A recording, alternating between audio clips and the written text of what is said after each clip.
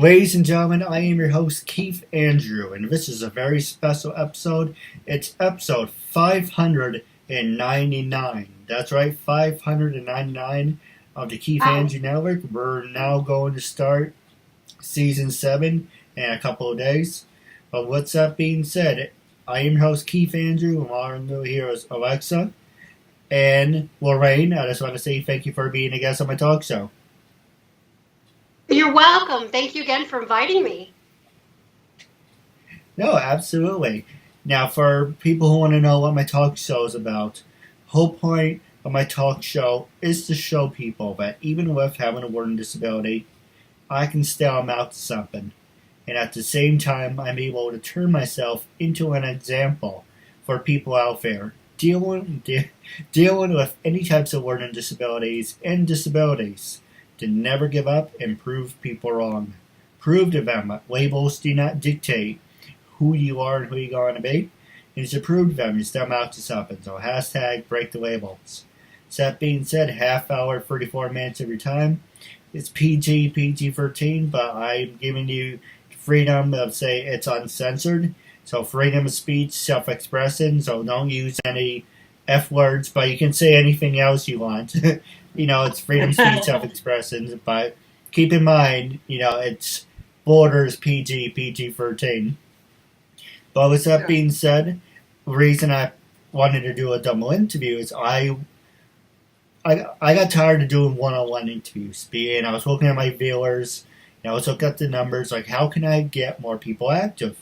I actually was talking to someone to say I want to do a group interview. I want to interview 3 people. I want to interview 4 people at once, so I can show you that I can cater to everybody, not just have, it's one-on-one or a double. Doubles are fun, but, I'm just showing you a variety of different things I can accomplish. But with that being said, it's not about me, it's about you. And Alexa, we're going to start off from you. Lori may not know, but you're from England. And you are an actor and producer. Yes, I am. My name is Alexa, and I started off as an actress, and then moved over to production in TV and film. And I now have my own production company, which is called Amunet Productions. It's very new. It's running in the UK, and we do co-producing on feature films and short films. Wonderful. And I'm sorry, what was the name of the production company, if you don't mind? Sure. Amunet Productions. Amunet. No, how many years have you been here? How many years have you been doing that? So producing I've been doing for probably about 6 years now. And Amunet is very young. That's still only a year, but I am releasing the first feature film that ran through Amunet called I Love My Mum, which is going into it's a comedy written by Alberto Chiama and directed by the same, and it's a two-hander with Kirsten Waring and Tommy French, and we are releasing on the 31st of May, so Friday, in the cinemas in the UK. Oh, nice. Congrats. Thank you. Thank you very much. Now, to let you know, once we take the commercial break, I'm going to pass the show over to you guys. So I'm going to sit back and let you guys have at it. But right now, I'm going to continue the normal format. So I'm going to ask Alexa a couple questions. Then we're going to go over to Lori and then commercial break. But just want to throw it out there. But what can you tell us? What were some of your biggest accomplishments when creating your own company? And I guess speaking for Lori, we would both love to. I know for me, I would love to work with you. If it's possible, maybe the 3 of us can collaborate. Yeah, I think the biggest thing for me, I come from a line producing background. So the difference between a producer and a line producer is given the money and they spend it. Which is amazing. So I'm the one that gets all the crew. I help with the casting. I'm there on set. I look after the budget and make sure that we stick on schedule. So a massive challenge for me is then moving into the producer realm, is worrying about what the script is about, making sure that it's the right one. I mean, I love my mum. The film has been going on for the last 7 years, so I've been a part of it for the last 3. So that's a long, long time. So you've got to be on projects that you believe in and you can see through to the end. It's not all just about, as a line producer, it's about having fun on set and then you get to walk away after the production's finished. But for a producer, it's seeing it through right from the very beginning and all the way through to distribution and getting out in the cinemas. And so, yeah, it's tough. And you've got to work with the right team that you can work with for a long period of time. I think the hardest thing that I found is not at the beginning, not having an office space, because I think that's important. When you have your team in one spot, it makes things a lot easier. You can bounce ideas off each other. You can speak to each other straight away, whereas when you're individually doing your own things as well, which is what often happens with new producers and independent films. Everybody's trying to make money until they can find the money. So, I mean, that's usually why projects take so long, because you've got to put it up and pick it down, pick it up and put it down when, you need to do another job to pay your bills, because we all need to pay our bills. And until you find those financiers to come on board and help you with your project until it's greenlit, you've got to work on other stuff as well. So I think for me, that's been a big challenge for me. But now that we're getting things on our slate and getting into development and learning about different funds that are happening that you can tap into within the UK. I mean, the film industry here is booming because of the tax. So yeah, it's a really exciting time to be involved in producing films. No, absolutely. Now, Lori, what can you tell us about you? Well, obviously I'm an actor, and independent actor. I have an agent.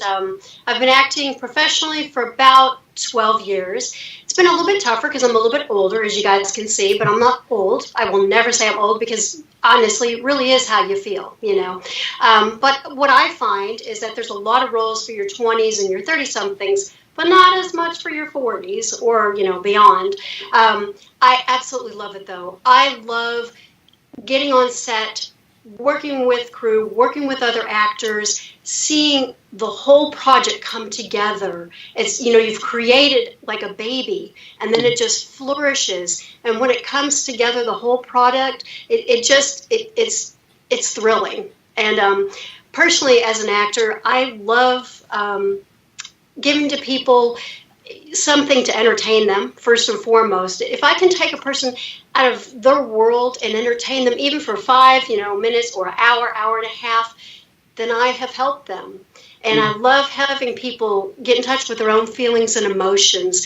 It's thrilling for me, but also, and I'm sorry, it makes me want to cry because like when I watch something, and I'm sure, Alexis, you can so agree, when you watch something and it takes you out of your world, and then you're like, oh my God, oh, this is me. This is my real life. You're like just astounded. And me knowing that I can affect a person like that, it is an incredible feeling, because we all are brought, in my mind, to this earth to help people in some form or fashion. People are doctors, people are trash people, and I'm grateful for doctors, and I'm truly grateful for trash people. I don't want to do either one of those, Mm-hmm. But acting is so incredible. It's sharing of yourself and helping those people. So I love it. But what about the same question I asked Alexa? Is what were some of your biggest accomplishments when you started to be an actor? As an actor? Well, for Lori, because you said you're more of a producer. Well, it's been a slow go, but I've had, starting out with nothing, and just making those connections and getting a talent agent, and then starting to get on board with not just little roles, bigger supporting roles, and then a few leads. And this last year I was on a TV episode, and now I'm on 2 TV episodes this year. And I did also win a Best Actress in a film festival. So for me, it's always been about little steps by little steps, but I'll take it. For me, I'll take it. Some people come in the scene and they just go boom, like gangbusters, and they just like jump to the top. For me in my life, it's always been about little steps, and in this career especially. But I'll take it. I love it. I'm there for the, all the way to the end. And so just, and meeting people. I have met some incredible people. My acting coach, he's a series regular right now on a TV show called The Resident. And he is a fantastic person, fantastic coach. So learning from people that are in the industry like you are, Alexis, it is incredible. There's no better training than learning from people that are doing, what? Yeah, absolutely. Now, the next question I was going to ask both of you is social media. Can social media make you or break you? It's Facebook, Twitter, Instagram, MySpace, if that's still a thing, LinkedIn. So it's up to you, whoever wants to answer first. But do you think it can make you or break you? And with everything you accomplished in your life up to this point, do you think it has helped or do you think it has hurt? Whoever wants to answer first. I'll let Alexis answer that one. Thank you. That's a big question. I think social media is incredible. As long as you embrace what social media is doing, it can be really, really helpful for you. Facebook is amazing for targeting areas to get yourself and get your projects out there. I mean, at the moment we're using it for our cinema run. It's incredibly effective. I think that social media as a whole can be dangerous if you don't use it in the right way. It's very difficult to get yourself out of your living room space and see what is real and what is fake. We all know that, everybody always uses social media for the good times. And it's actually really refreshing to see a lot of people posting, actually, this is hard work, this is what really happens. So I think as long as you're following people that are real and they're following you back and they're supporting what you're doing, social media is very, very good. But I suppose it's just the same as newspaper articles and reviewers and things. Everyone's got their own opinion. So again, you've got to think about what other people's thoughts are and take certain things as to what, like with I Love My Mum, it's a comedy. Lots of people are going to enjoy it, but lots of people are going to hate it. But what do they say? All press is great press because ultimately it's getting the name out there, it's getting the project out there. And I think as long as you portray yourself or try to portray yourself, or you're doing the best job that you possibly can do, then there's no reason for the tabloids to go against you.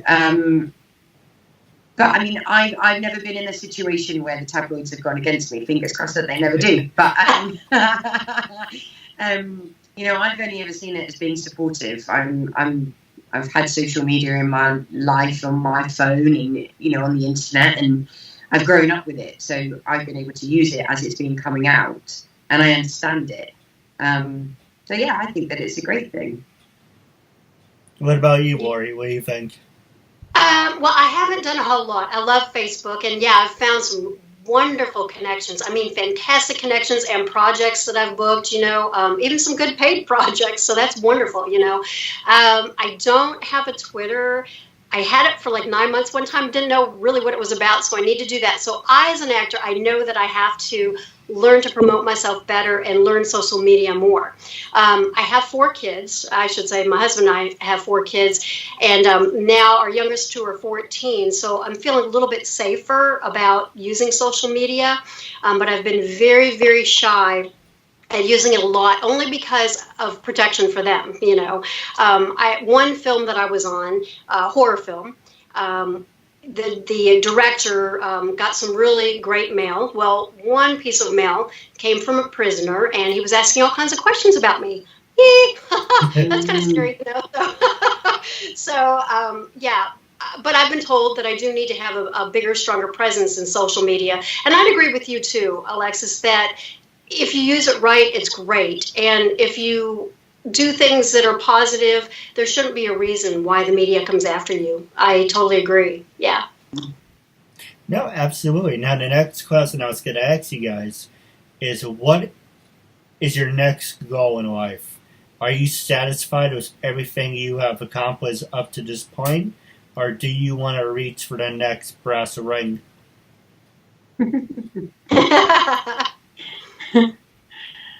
Laurie, you can go first. Okay. Yeah. Oh, yeah. No, I mean, I love what I've already done. Oh, yeah. I'm always wanting to do more. And next, gosh, that is a big question. I mean, next step is to just find that right project for me that obviously comes with good pay. That's always nice. But something that is, fills my soul. I mean, seriously, and helps others again. I love that. And actually travel. I do like to travel. Haven't traveled a lot. So, hey, Alexis. Yeah. Seriously, though, I do. I love to travel. And that's really where my goal is, since my kids are getting older now, is to start marketing myself to where I can travel now and do more projects. Amazing. What about you? What do you think? I don't think I'm ever going to be satisfied with where I am. I think that you have to. I appreciate everywhere and everything that I've done up to this point, and the people that I've worked with have been amazing, and I've made some really good connections within the industry that I'm working constantly with them. But I'm always looking for the next project. I'm always looking to better myself. I think it's all about your own individual focus as well, and priorities can change as you get older as well. Getting to the age of children and all that kind of stuff, which I know as a line producer and a producer is going to slow me down a little bit. So it's just about driving forward and making sure that you're sticking true to what you want. And but yeah, I'm constantly looking for the next. I'm very ambitious, so. Now, my last. Exactly. No, go ahead. I'm sorry.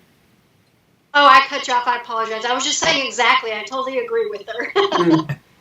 Now, my last two questions for you, then I got to take a commercial break, is what was the very first website you got, or gig, or whatever the hell you want to call it?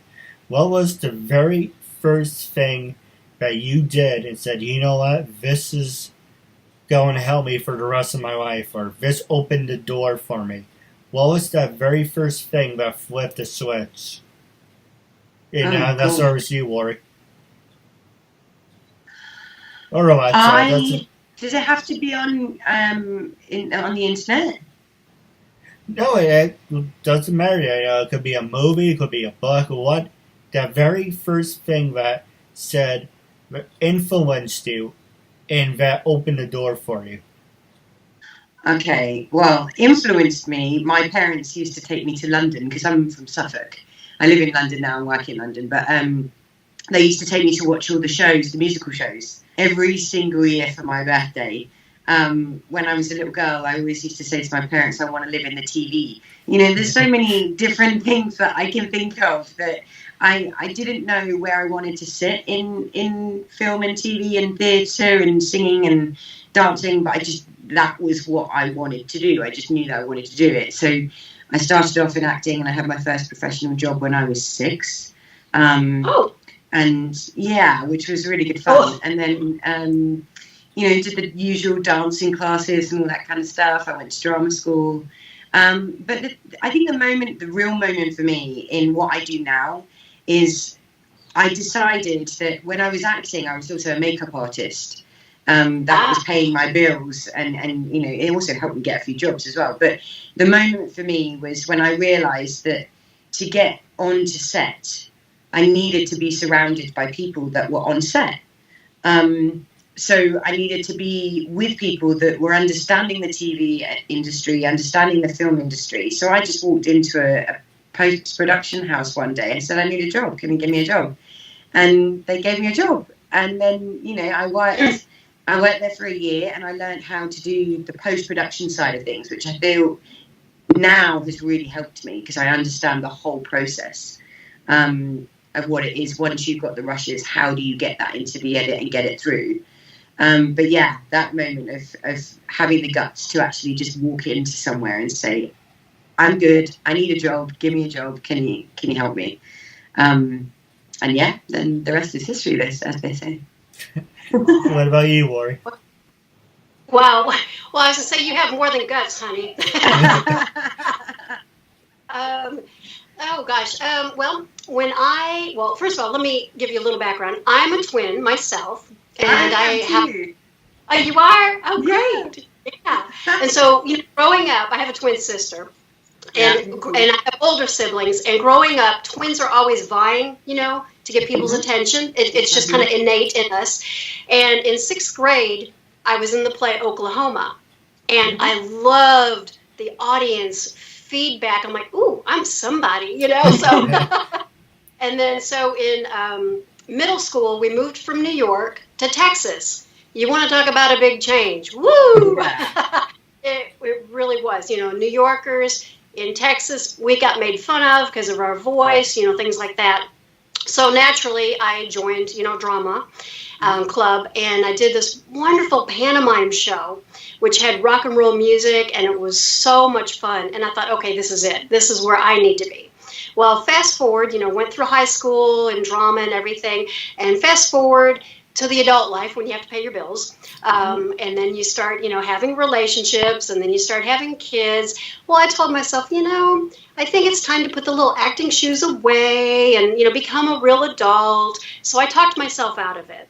So there was a long stretch that I didn't act. And then I went to college and I got a degree, regular liberal arts. And I was Googling something, finishing up the degree. I was Googling, and there was a phrase, acting and storytelling. I went, oh my God, I know who that is. That's my old acting coach. So it just happened to pop up. So things led to one another, and I got back into acting that way, just simply by Googling something, and the phrase popped up, which had nothing to do with what I was Googling, by the way. So I'm like, okay, yeah, that's where I need to go back to. Yeah. And I've loved it. Yeah. Now we're going to take a quick commercial break, and let's the last remaining 11 minutes left. I'm going to pass it over to you guys. Oh, great. Okay. Williams. This is Vanessa Lina. Adrian Lalo. I'm Cynthia Bastinet. I'm Sonia Fisher. This is Shane Smith. My name is Alexandra Bowie. My name is Amelia Clover. Hi, I'm Amy Linden. Hi, I'm Nicole Brown. Meg Green. Hi, my name is Asata Caldwell. Hi, everybody, I'm Brooke from Hi, I'm Brynford. Hi, I'm Casey Dunn. Hi, it's Cassandra Kavinsky. Hi, I'm Christina Frieza. I'm Cindy Hogan. I'm Courtney Sinella. Hi, I'm Daisy. My name is Deborah Jane East. Hi, my name is Danielle Marcia. Hi, everyone, I'm Victoria London. Hi, I'm Heather Crona. Hi, I'm Heather Callahan Stevens. Hi, I'm J. Nicole Ralph. My name is Jamie Patrol. My name is Turi. My name is Julia Brankovich. Kathleen Wills. Kimberly Amato. Hi, my name is Laura Putton. Hi, I'm Laura Chapanis. Hi, everyone. I'm Melissa Damas. This is Michelle Mupo, a.k.a. Fuchsia. I'm Rachel Olivera. Hi, my name is Sarah Joy Mount. Hi, I'm Susan Blender. Hi, everyone. This is Venus Leone. Hi, I'm Showtana. Hi, I'm Stephanie Herrera, and I was just on the Keith Andrew Network. It was tons of fun. We used up all our time and then some. I really recommend this show, and try to be a guest on Keith's show. It was super fun.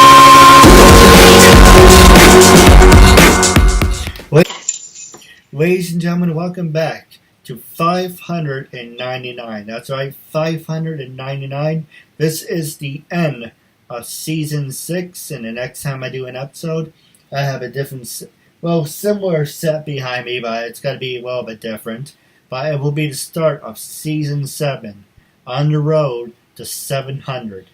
With that being said, I'm here with Alexa and Lorraine. I just want to say thank you for being a guest on the show. And thank you for having us. Every time I hear that name, Lorraine, I keep thinking of the woman from Back to the Future. Do you ever get that reference? Yes, I do. And in fact, you can't tell with these glasses, but when she was really young, the actress that plays her, we look a lot alike. It's incredible. So, is there like a Marty around or a McFly? Yeah, right? I wish. Let me look.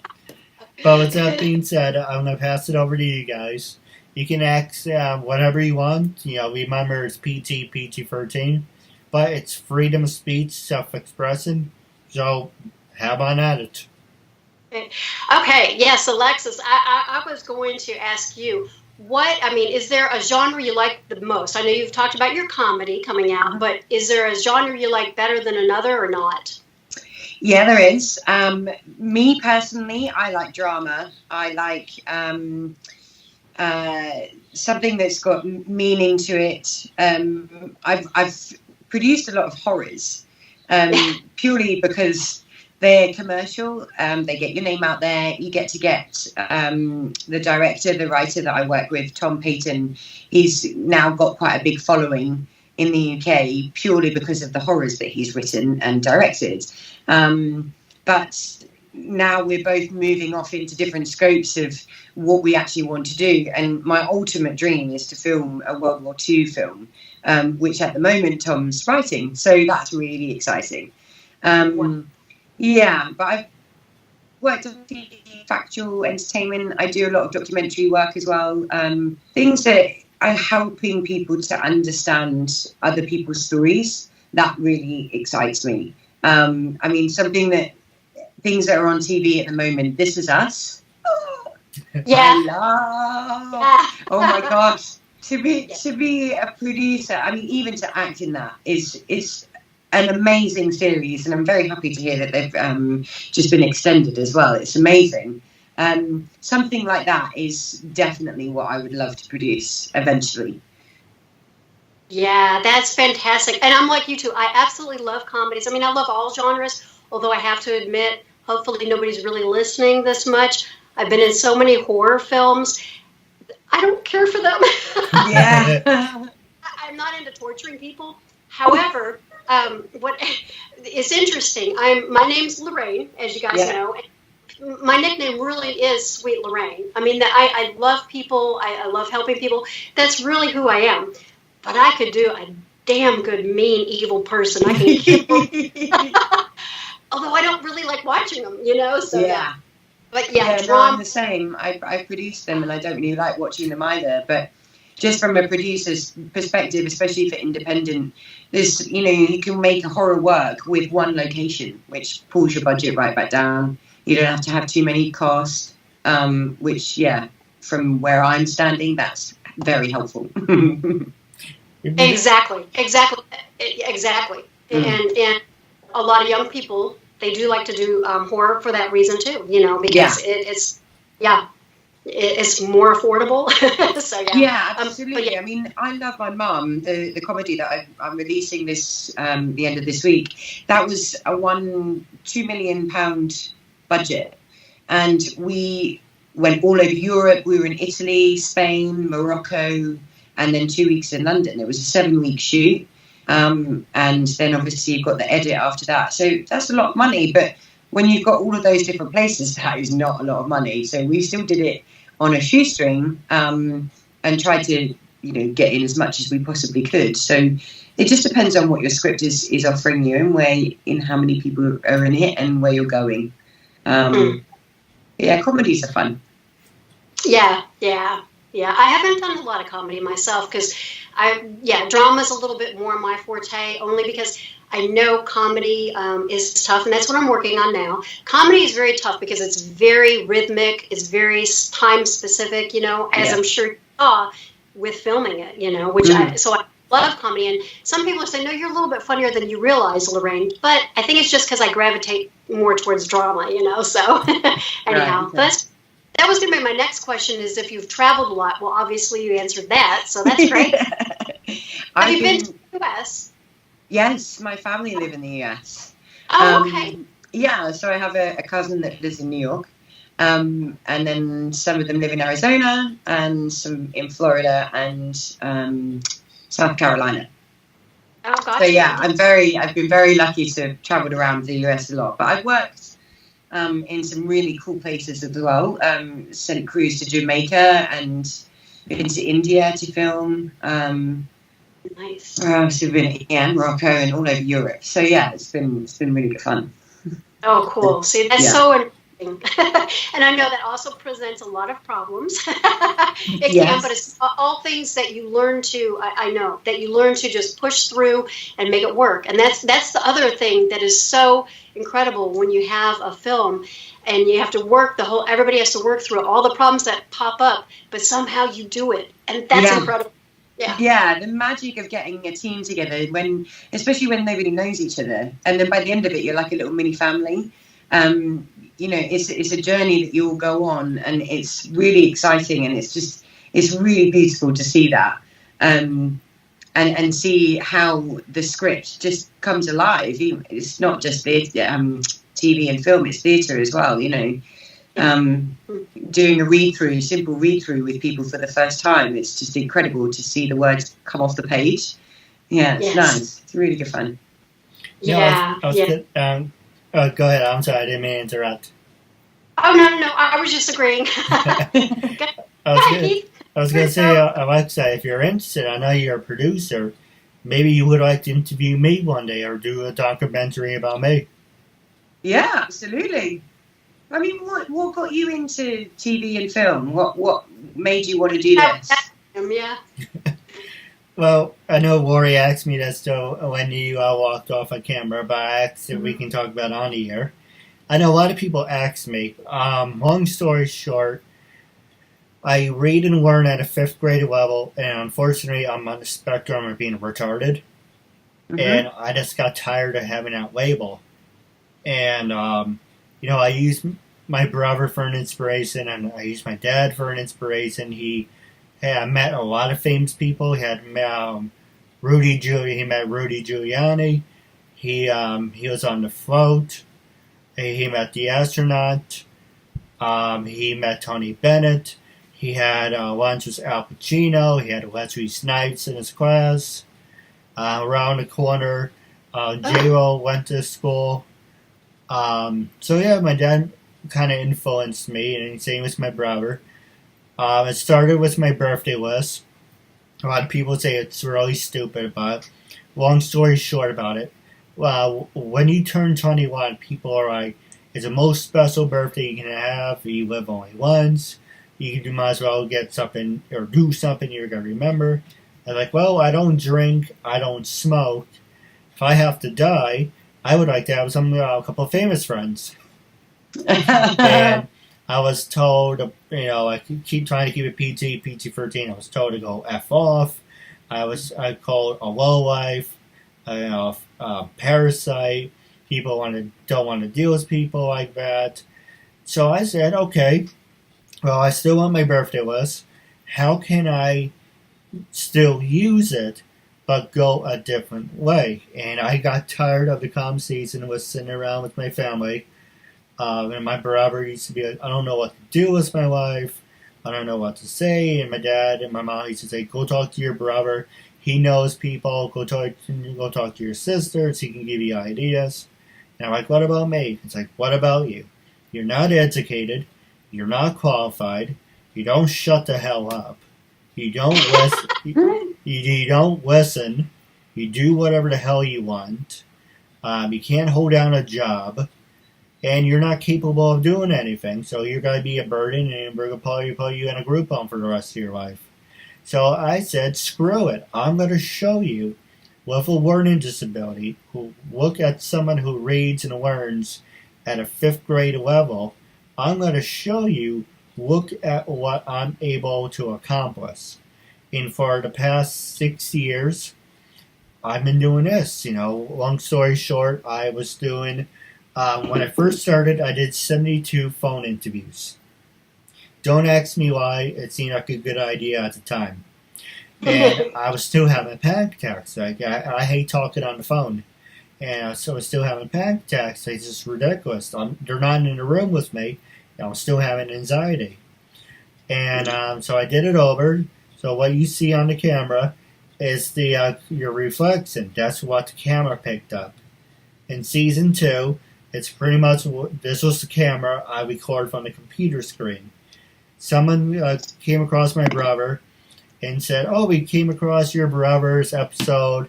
It's really nice. I think it's good what he's doing. But why is he hiding? Why is he in a small little box? Or why is the video quality not better?" So I was thinking, if I really want to do this until the day I die, I have to get myself out there and I can't hide. If I really want this, I need to throw myself open, make myself vulnerable. And at the time, my brother and my sister were saying to me, this is just a hobby, it's not a real talk show, it's make-believe, you're not portraying yourself who you're supposed to be. So I went to a lawyer, and I looked him up on LinkedIn. I think he's in California or something. He said, "Can I ask you a couple questions?" And it's like, do I have to be copyrighted? No, because you have an online presence, and people know who you are. You don't need to be copyrighted. So do you have to be trademarked? No, you don't. Right now, you're not making money, so same thing. Once you start making money, then I would recommend getting a copyright. He said, your biggest mistake was you were not having people sign permission forms. And because at the time I was taking people at their word. Originally, I got up to 300. So realistically, I did over 900 episodes in total. But I don't count those because those are all mistakes and everything. Because people were saying to me, "Yeah, we don't want to be seen with someone like you. You're degrading. You're hurting my image. I thought I would get more sympathy from working with people like you. I'm getting death threats.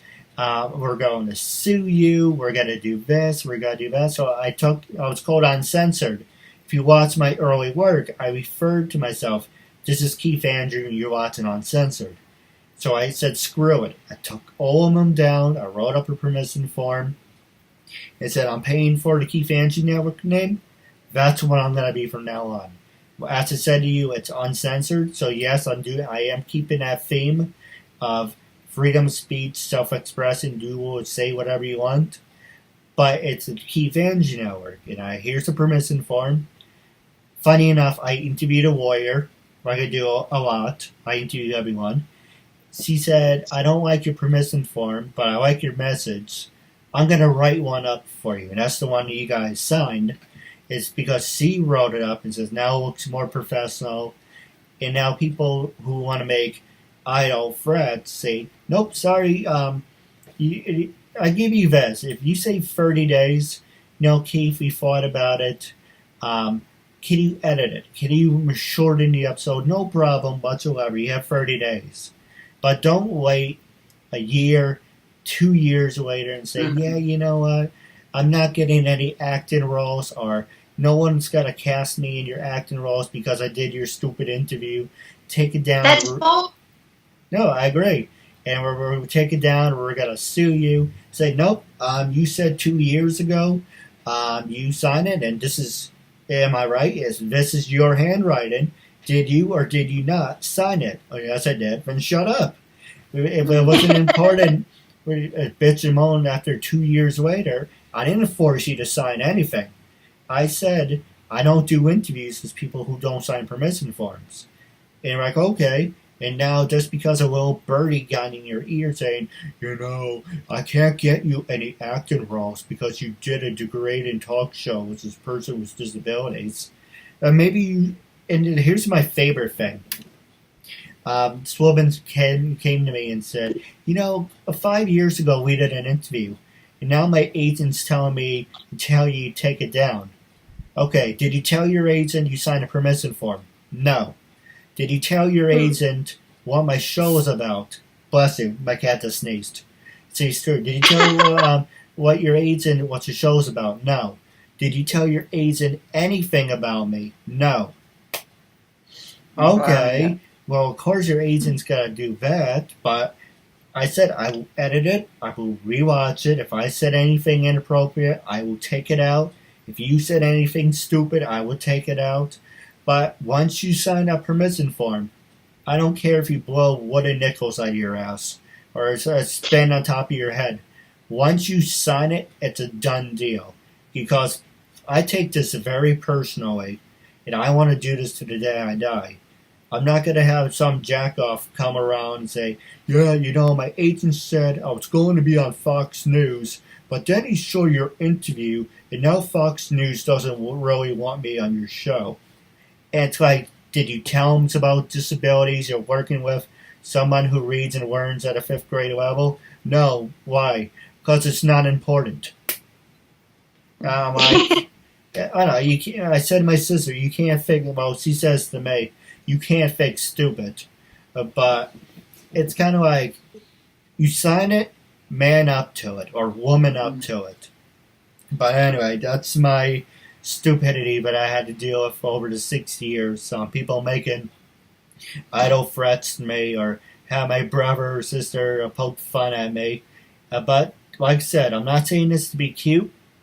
I'm not saying this to be funny. I want to do this until I am dead, because I've actually found something that makes me happy, makes me feel like a worthwhile human being, and I enjoy this. I like making new friends, and I found something that I'm capably going to be good at. That's amazing. Well, then carry on.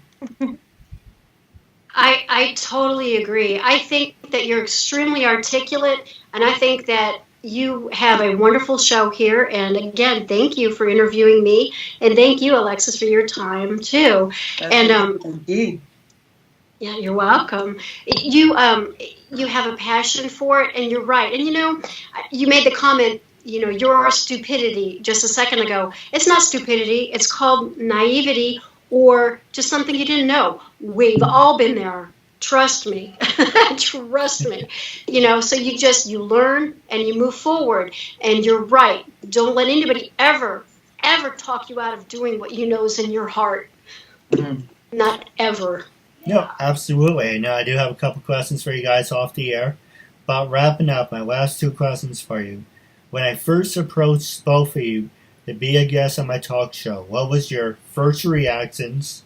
And after being a guest now, how do you feel, and would you recommend it to other people? Whoever wants to start. Okay, my first reaction was, oh gosh, I hate doing these things.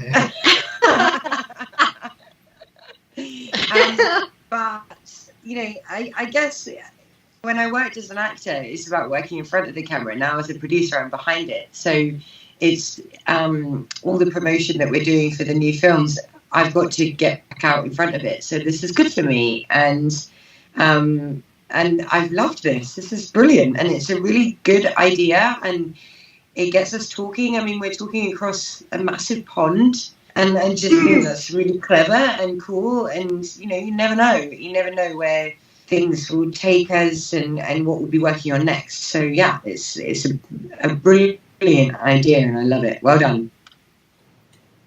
Yes, and when you approached me via Facebook, I thought, oh, this sounds like fun. Well, who is he? And I was really busy at work and actually busy on doing a short film.